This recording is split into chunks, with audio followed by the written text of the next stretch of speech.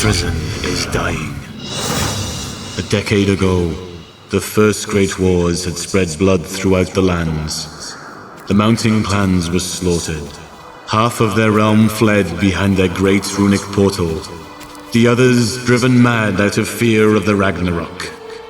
For in their dreams, they saw their own dark fate.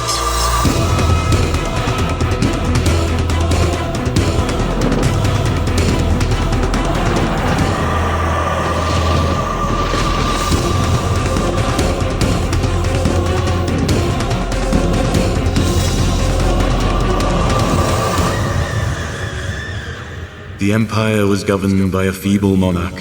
He mourned the loss of his beloved queen and heir. The children of the Empire sing death songs. An empire without an heir could only portend more chaos.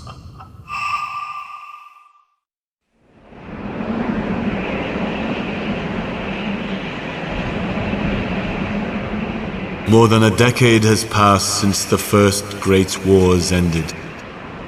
When infernal beasts and demons poured forth from the ground, the human empire did their best to resist the unholy onslaught. Alas, the beloved queen was killed, and Uther, the sole heir, disappeared from the realm. The combined forces of the empire and mountain clans with the retrieved runic wisdom sealed the infernal rift before the accursed one could arise.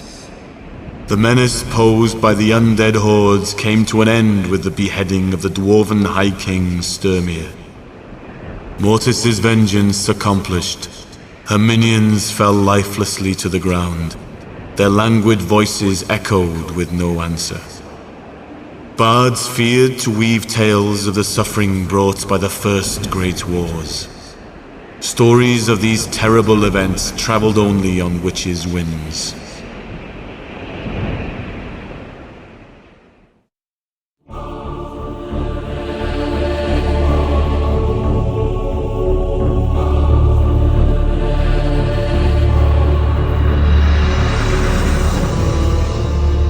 Ten long years had passed since the first great wars, leaving Nevendaar in a state of chaos and devastation.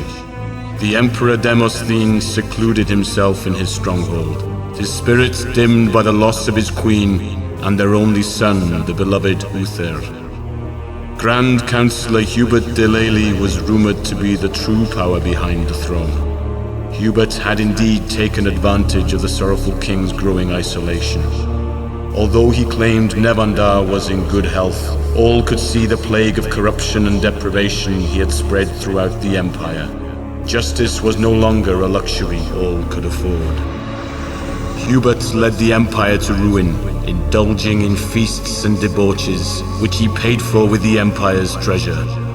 From this audacious decadence, numerous sects and agitators were born.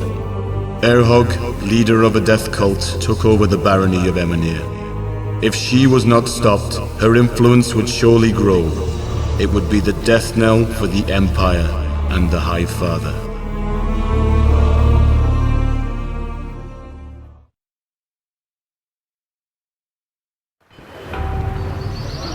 For thy High Father.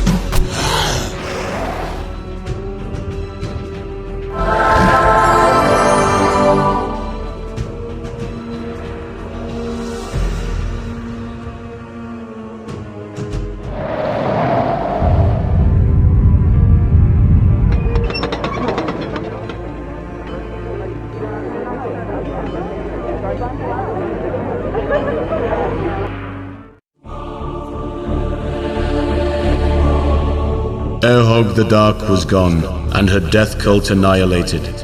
She disappeared into her temple when it crumbled to ruins. The antidote was brought to the Emperor Demosthene, but it did not bring him out of his silence. He remained secluded in the tower, becoming darker and more wretched, weakened by the treacherous attack upon his royal person.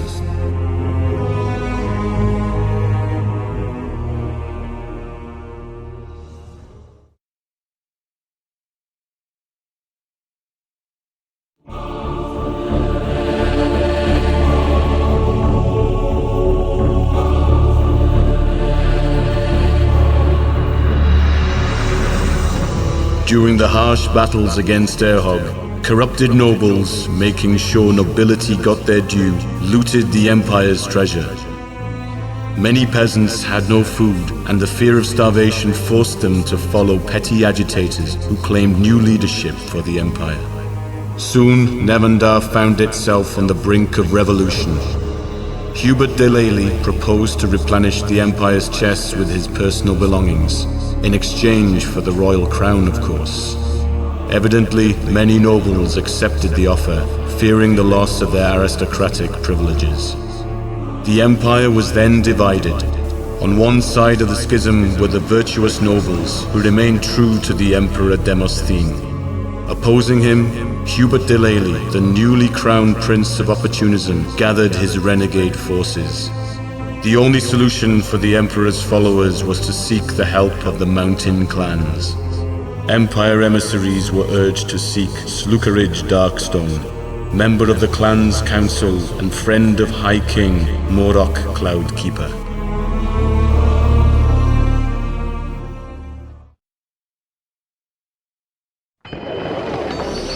Lord? I'm listening.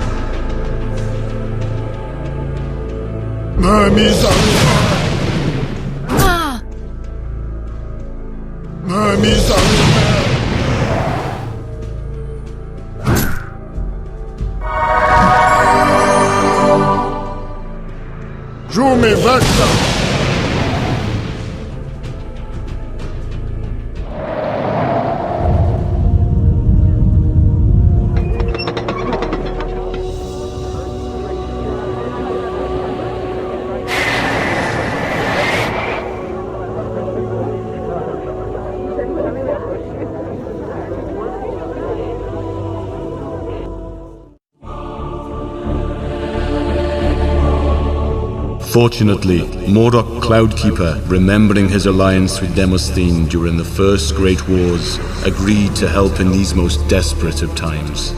Alas, during the council, Hubert de Lely succeeded in assembling a small force. Uther, the Empire's lost son, had still to be found.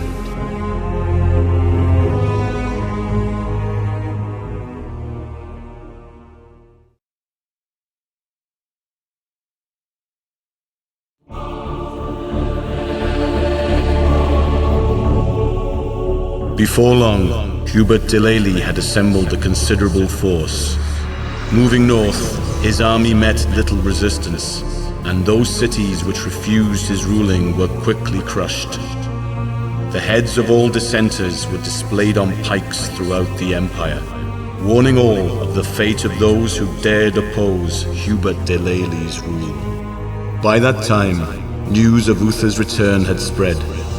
Uther was reported to be leading an army of clansmen down the peaks of Griffin Heights to cleanse the Empire of his father's enemies. The Emperor Demosthene decided to move his court north to the fortified city of Findar. Inquisitor Philip d'Agincourt resided there. He would surely ensure the Emperor's safety in these grievous times.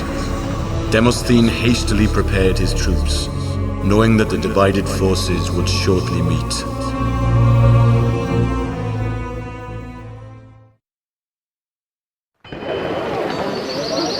For thy high father.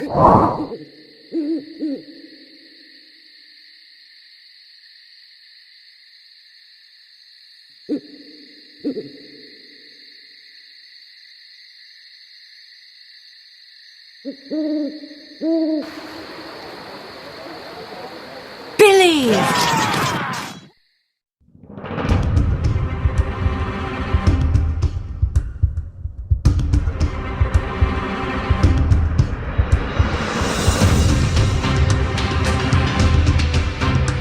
Giume vecta! Misa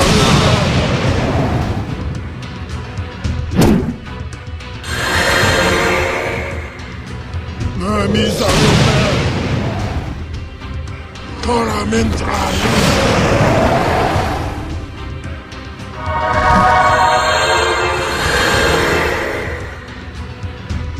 Misa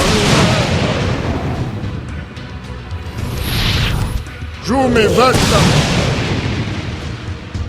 Misa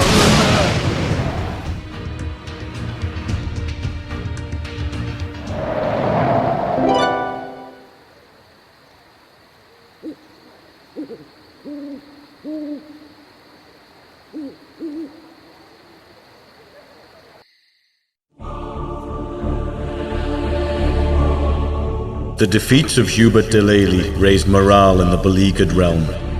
No one thought Uther capable of overcoming such a treacherous enemy. The Emperor Demosthene's illness miraculously healed, his bitter heart comforted by the return of his long-lost son, Uther. He knew he finally had the means to restore peace to his land.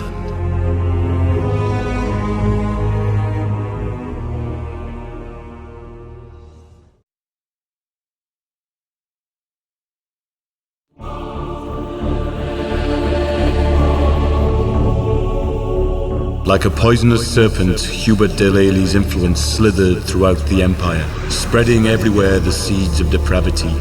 Many petty nobles sprung up after Hubert's death, declaring themselves sovereign, depriving the true emperor of his realm. In a dream, Demosthene saw his empire aflame. From the trees poured blood, putrid fruit fell to the rotten earth, and the blowing winds were as death's breath. In the midst of this nightmare, an angel appeared and gazed silently upon him. Demosthene awoke, knowing the dream was an omen. As Demosthene's weakened condition prevented him from waging war, he ordered his son Uther to defend the empire. Uther's strength soon became legendary, for he could defeat men twice his size. His ruthlessness was unmatched as he marched south with his troops to subdue the disobedient nobles.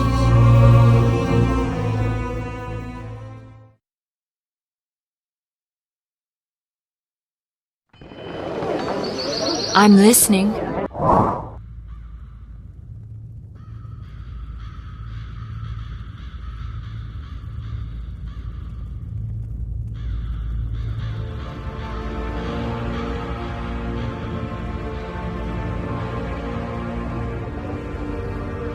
Believe!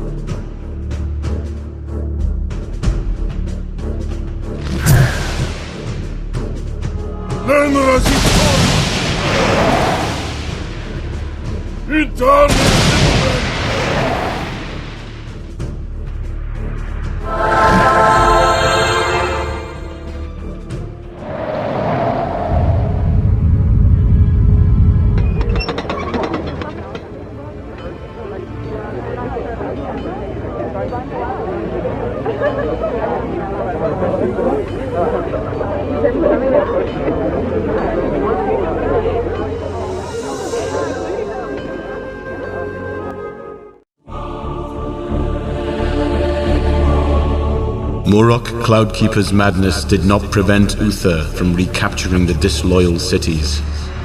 Uther's army crushed all the southern territory dissidents. Demosthene could finally return to his capital to rest.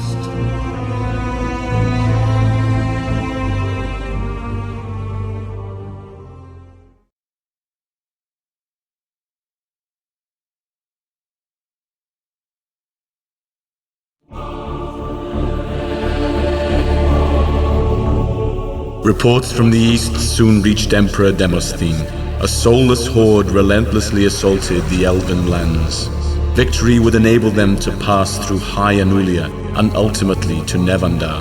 The Undead Hordes had lain silent for a decade, as if their foul goddess Mortis had forsaken them. No one knew what the return of the fleshless goddess portended, or why she had once more breathed life into her dead minions. Although the elder race requested no aid, Demosthene dispatched a small regiment to assist them, knowing that only elves stood between the Empire and the putrid throng.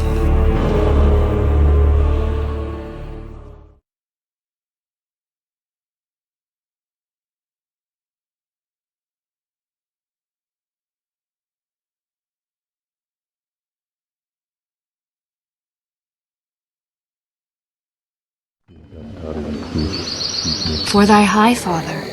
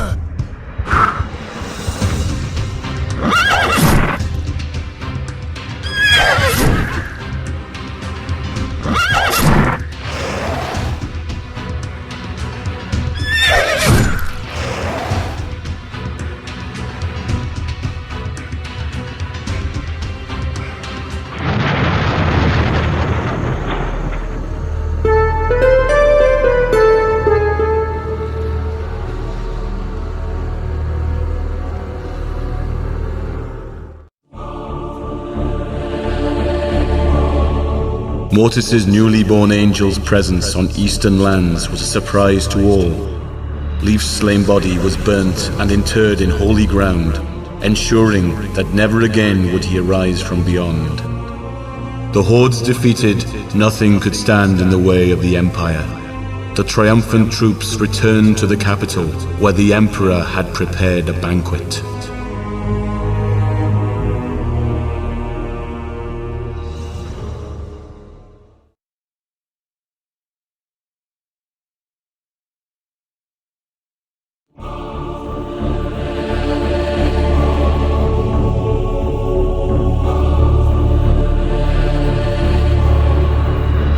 It was the custom in Nevendaar to crown a royal successor before the Emperor's death.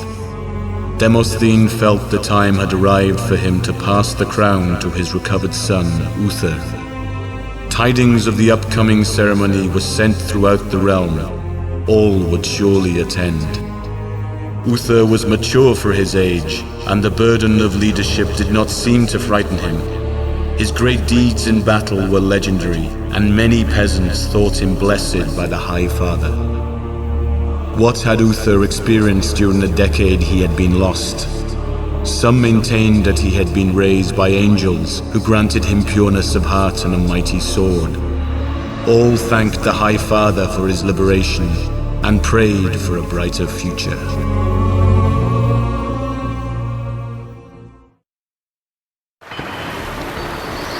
For thy high father.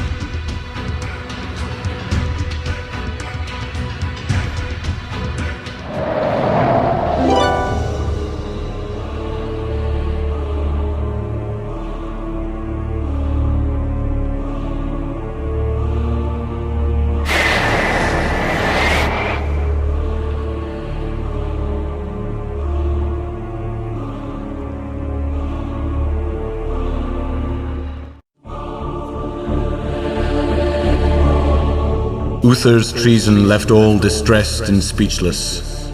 Demosthene was dead, and his successor drew strength from Bethresen himself. How could mere mortals fight an enemy such as the ill-fated Uther? Nonetheless, faithful nobles and priests tried to unite the populace during those dark times. They drew together to launch a desperate assault on the cursed demon.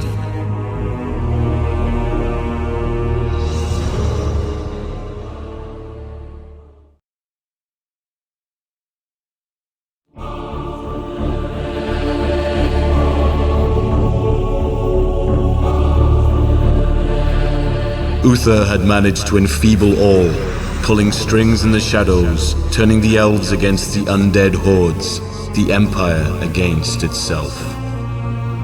Emissaries were sent throughout the known world, seeking assistance. 5 messengers were to meet the elves.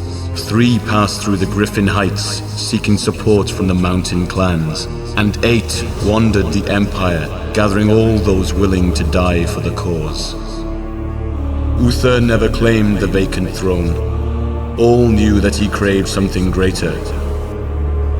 An alliance had to be formed for the mortals to overcome Uther, the aspiring god, the new ruler of Hell.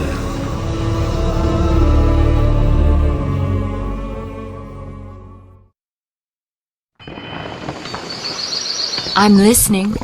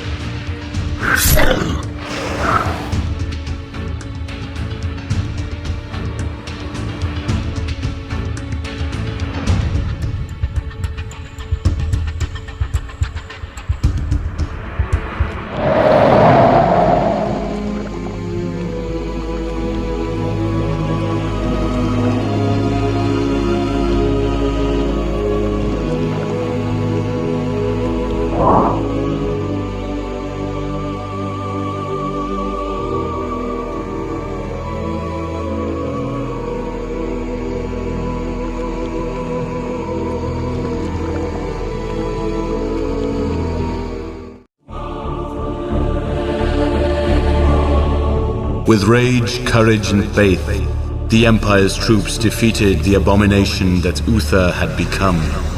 Only the Allied forces could have overthrown the neophyte deity. It was a blessing that many had come to the Empire's aid. Alas, the realm was still ablaze and without a successor.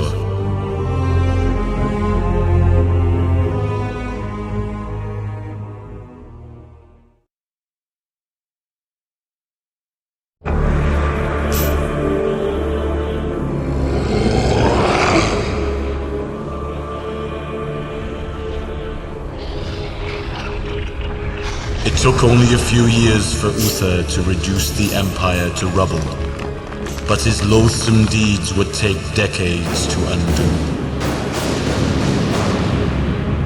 Many years will pass before a new sovereign appears, bearing the mark of kingship. Many years of chaos and ceaseless fighting, for all nobility craves to rule, but few truly possess the virtue and leadership necessary to occupy the throne. The Empire would never forget those dreadful dark events, even if they succeeded in rebuilding their once prosperous and peaceful realm. Uther's demented aspirations to replace Bethrison brought only chaos to the realm. In the end, his ambition was his undoing.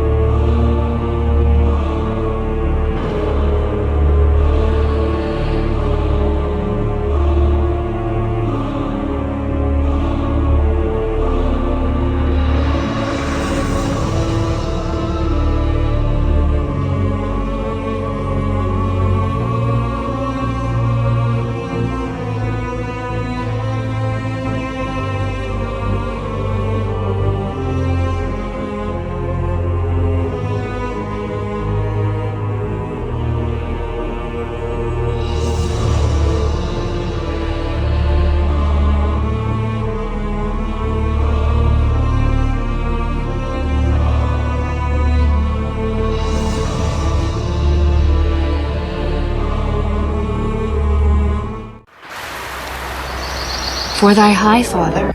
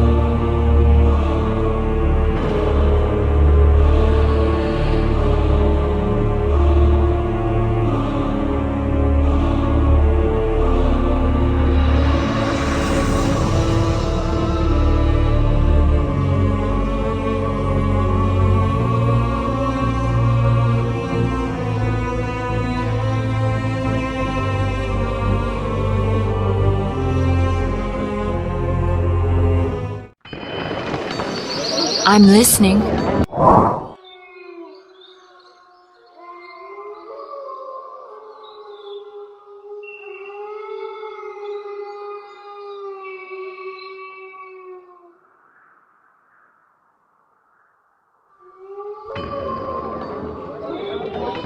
Believe!